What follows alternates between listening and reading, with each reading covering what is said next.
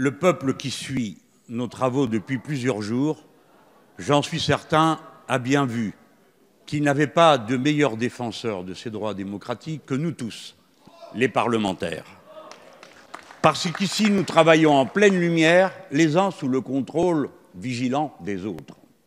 C'est pourquoi je suis certain, le moment venu, que si on lui demande son avis, il préférera toujours une république parlementaire à l'obscurité d'un monarque. Vous avez dit, Monsieur le Premier ministre, que l'opposition ne cherchait pas la vérité, mais la crise. La crise, Monsieur le Premier ministre, elle est là, mais la vérité se dérobe. Et c'est bien la raison pour laquelle nous demandons l'audition du seul qui la connaisse tout entière, le président de la République, Emmanuel Macron, devant la Commission, comme il en a la possibilité. Mais, m'adressant à vous, Monsieur le Premier ministre, que refusiez-vous d'assumer lorsque, pendant 5 jours, vos députés ont été abandonnés, l'opposition a été méprisée. L'opposition a été méprisée quand elle vous demandait de venir au titre de l'article 51 ou à n'importe quel titre devant elle et que vous avez préféré, vous, le Tour de France et votre ministre chargé des relations avec le Parlement, la buvette et les couloirs du Parlement. Que cherchez-vous à cacher? Et maintenant, je vais vous demander, avez-vous compris, Monsieur le Premier ministre, qu'il n'y a pas de pérennité ni de légitimité à l'État républicain quand les ministres se défaussent sur les fonctionnaires qui les exécutent des ordres qu'ils donnent. Il n'y a pas d'État républicain dans ces conditions. Alors, puisque les fautes sont avérées, monsieur, quelles mesures comptez-vous prendre? Quelles sanctions politiques comptez-vous prendre autour de vous pour que la vertu soit rétablie dans l'État? Merci, monsieur le député. La parole est à monsieur le Premier ministre.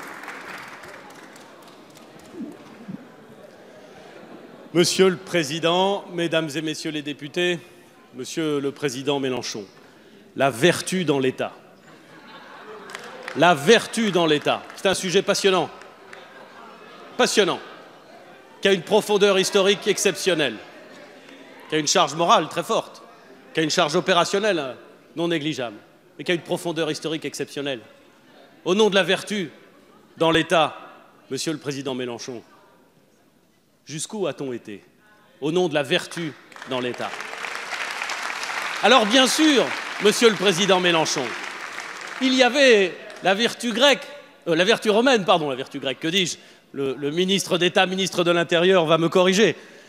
Il y avait la vertu romaine, la virtus. Elle était une composante essentielle de la République. Mais vous savez comme moi, Monsieur le Président Mélenchon, que la démocratie s'est trouvée fortifiée et raffermie lorsqu'elle ne s'est plus posé la question de la vertu, eh bien celle du respect du droit, de la procédure, et qu'elle a sorti cette dimension de son fonctionnement. Vous savez bien, Monsieur le Président, que c'est comme cela que les démocraties sont devenues réelles, alors même qu'avant, elles étaient proclamées, parfois populaires, et qu'on disait que c'était la vertu qui les dirige. Alors, Monsieur le Président,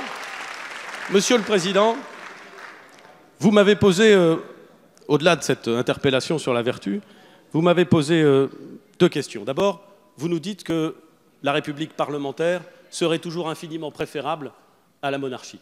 Vous avez raison, bien entendu, et nous sommes d'accord. Et je me permets de vous le confirmer, Monsieur le Président Mélenchon, nous vivons dans une république parlementaire.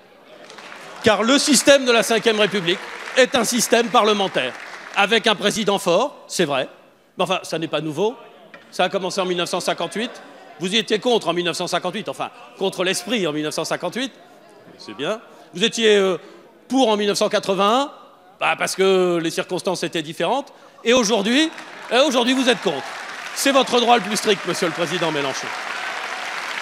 Mais moi, Monsieur le Président Mélenchon, je considère que le régime de la Ve République est un bon régime. Qu'une république dans laquelle le gouvernement est responsable devant le Parlement et dans laquelle le président de la République a du pouvoir, un pouvoir fort, qu'il fixe le cap, qu'il assure les missions de chef des armées, de définition de la politique étrangère, je pense que le régime est juste. Je pense qu'il est bon. Je ne veux pas le transformer dans une 6e République dont je sais, Monsieur le Président, que vous l'appelez de vos vœux et que vous l'assumez. Et c'est tout à fait respectable. Et je le respecte pour ma part. Mais nous ne sommes pas d'accord. Et je ne crois pas, Monsieur le Président Mélenchon, que les échanges qui sont intervenus depuis les quelques jours qui ont suivi nous mettent en dehors de cette République parlementaire que vous appelez de vos vœux. Le premier à s'être exprimé publiquement dans cette affaire, Monsieur le Président Mélenchon, c'est moi, jeudi dernier, au Sénat, devant les sénateurs, au moment des questions au gouvernement. Vous pouvez faire la ligne de toutes les déclarations. Jeudi, le Sénat, 15 h, questions au gouvernement, j'ai été le premier à répondre. C'est comme ça. Pour le reste, je me tiens aujourd'hui devant vous et j'essaie de répondre à toutes les questions, elles sont nombreuses, que vous posez, et c'est très bien ainsi. Et les procédures se déroulent. Et tirez les conséquences, parce que vous m'interrogez sur les décisions qui seront prises, tirez les conséquences de procédures qui ne sont même pas terminées, eh bien, je pense que c'est une mauvaise méthode. Comptez sur moi, Monsieur le Président Mélenchon, pour prendre les décisions qui s'imposent lorsque j'aurai l'ensemble des éléments. Comptez sur moi.